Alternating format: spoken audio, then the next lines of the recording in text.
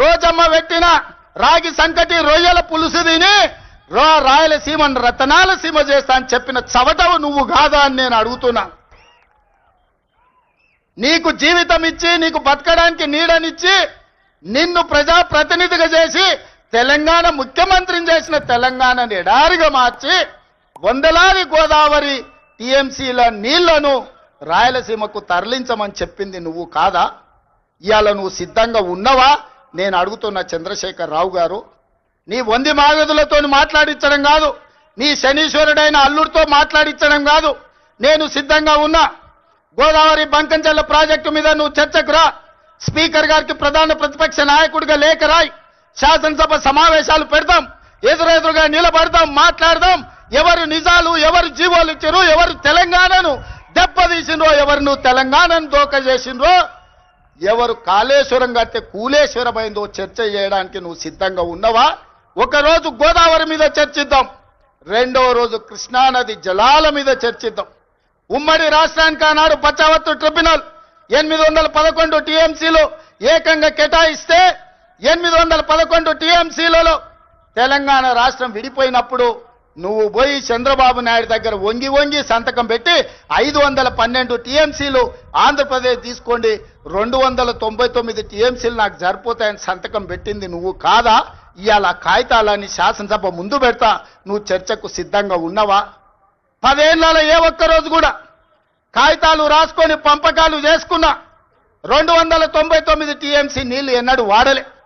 200 టీఎంసీలు కూడా నికరంగా ప్రతి సంవత్సరం వాడలే. కేటాయింపులు 68% పరివాహక ప్రాంతం తెలంగాణ ప్రాంతంలో ఉంది, ఓన్లీ 32% ఆంధ్రప్రదేశ్లో ఉంది. ఆ లెక్క ప్రకారం అంతర్జాతీయ జల విధానంలో 555 టీఎంసీలు తెలంగాణ రాష్ట్రానికి రావాలి. కానీ ఆంధ్రప్రదేశ్కి 512 టీఎంసీలు ఇచ్చి తెలంగాణకు కేవలం 299 టీఎంసీలు సంతకం పెట్టి శాశ్వతంగా తెలంగాణకు మరణ శాసనం రాసింది చంద్రశేఖరరావు కాదా? సంతకాలతో సహా ఆధారాలతో సహా అసెంబ్లీకి వస్తా, చర్చించడానికి నువ్వు సిద్ధంగా ఉన్నవా అని నేను అడుగుతున్నా. ఆనాడు నువ్వు ముఖ్యమంత్రి ఉన్నప్పుడే రాయలసీమలో ముచ్చుమరి కట్టింది చంద్రబాబు నాయుడు, నిజం కాదా? ఆనాడు నువ్వు అధికారంలో ఉన్నప్పుడే జగన్మోహన్ రెడ్డి ఇదే ప్రగతి భవన్ లో రాయలసీమ లిఫ్ట్ ఇరిగేషన్ కు జీవోలు ఇచ్చి టెండర్లు పిలిచింది, నిజం కాదా? పోతిరెడ్డి పాడు పొక్కను పెద్దది చేసి రోజుకు 10 టీఎంసీల నీళ్లను తరలించకపోవడానికి సంతకాలు చేసి ప్రణాళికలు అమలు చేసింది నువ్వు ముఖ్యమంత్రిగా ఉన్నప్పుడు కాదా? ఆధారాలతో సహా నేను వస్తా, నువ్వు రా చర్చకు.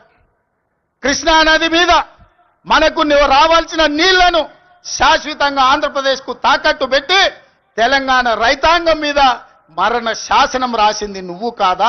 చేసిన తప్పులను కప్పుపుచ్చుకొని మొక్కం జల్లక ఫామ్ హౌస్లో పడుకొని ఇవాళ నీ అల్లుడిని ఊరి మీద వదిలేసి అచ్చోసిన ఆంబోతులాక నన్ను తిడుతున్నాడు. నేనేం చేసినా? నేను వచ్చినాక సీతారామక్క నీటికి 65 టీఎంసీల కేటాయింపులు తీసుకొచ్చిన.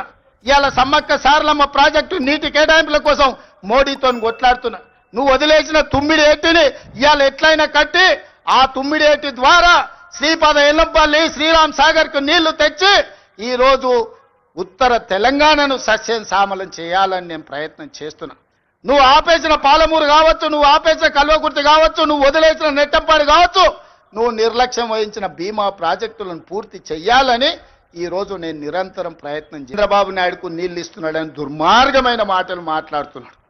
చంద్రబాబు నాయుడుతోనే ఉండాలంటే, చంద్రబాబు నాయుడుతోనే అంటగాగాలంటే అక్కడనే ఉండేటోని కదా. ఈ రాజీవ్ గాంధీ ఆశీర్వాదం తీసుకొని ఇక్కడెందుకు ఉండేటోని చంద్రశేఖర్ రావు?